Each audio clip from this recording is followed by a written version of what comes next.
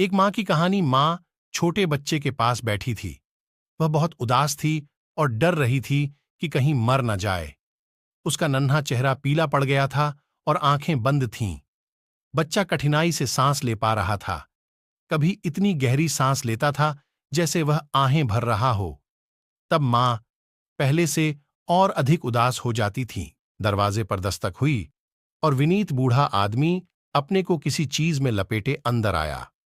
उसका ओढ़ना घोड़े के बड़े कपड़े जैसा था, जिससे वह अपने आप को गर्म रख सके। उसे इसकी जरूरत थी क्योंकि शरद ऋतु थी।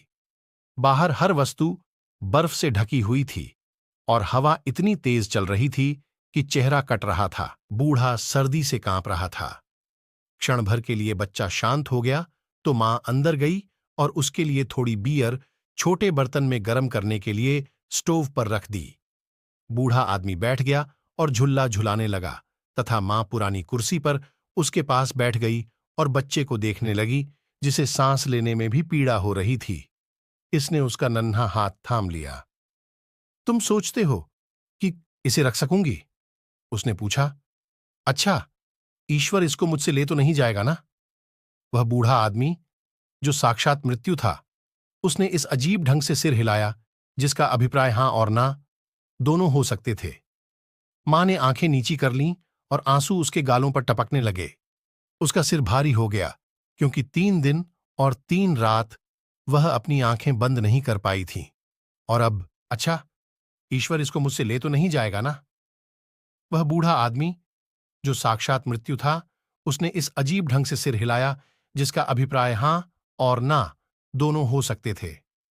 मां ने आंखें नीची कर लीं और आंसू उसके गालों पर टपकने लगे।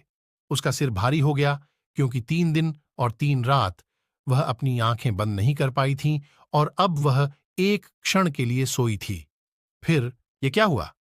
उसने पूछा और चारों तरफ देखा, परंतु बूढ़ा व्यक्ति जा चुका था और साथ में उसका बच्चा भी अपने साथ ले गया था। कोने में पुरानी दीवार घड़ी गुनगुना और घरघरा रही थी। भारी सांसों का बोझ फर्श पर गिरा, स्थूल, और घड़ी रुक गई। परंतु मां बच्चे के लिए रोते हुए घर से बाहर दौड़ी। बाहर एक औरत बर्फ में काले कपड़े पहने बैठी थी। उसने कहा, मृत्यु तुम्हारे साथ कमरे में थी। मैंने उसे तुम्हारे बच्चे के साथ जल्दी से जाते हुए देखा था। वह हवा से भी तेज कदम भर रही थी। जिसे वह एक बार ले जाती है, फिर उसे कभी नहीं लौटाती। वह गई किस तरफ है, मुझे इतना बता दो। मां ने पूछा। मुझे रास्ता बता दो, मैं उसे ढूंढ लूंगी। मैं उसे जानती हूं, काले कपड़ों वाली औरत ने कहा। परंतु इससे पहले कि मैं तुम्हें बताऊं, तुम वे सारे गीत मुझे सुनाओ जो तुमने बच्चे को सुनाए थे। मुझे वे गीत अच्छे लगते हैं। मैं उनको पहले सुन चुकी हूं। मैं रात हूं और मैंने तुम्हारे आंसू देखे हैं जब तुम उन्हें गाती थीं। मैं उन सबको गाऊंगी, सबको, मां ने कहा। परंतु मुझे लटक रहे थे। क्या तुमने मृत्यु को मेरे नन्हे बच्चे के साथ जाते हुए नहीं देखा? अमी झाड़ी ने उत्तर दिया। परंतु मैं तुम्हें तब तक नहीं बताऊंगी कि वह किस तरफ गई है, जब तक तुम अपनी छाती से मुझे गर्म नहीं करती।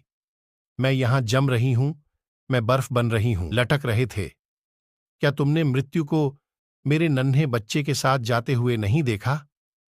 अमी झाड़ी ने उत्तर दिया।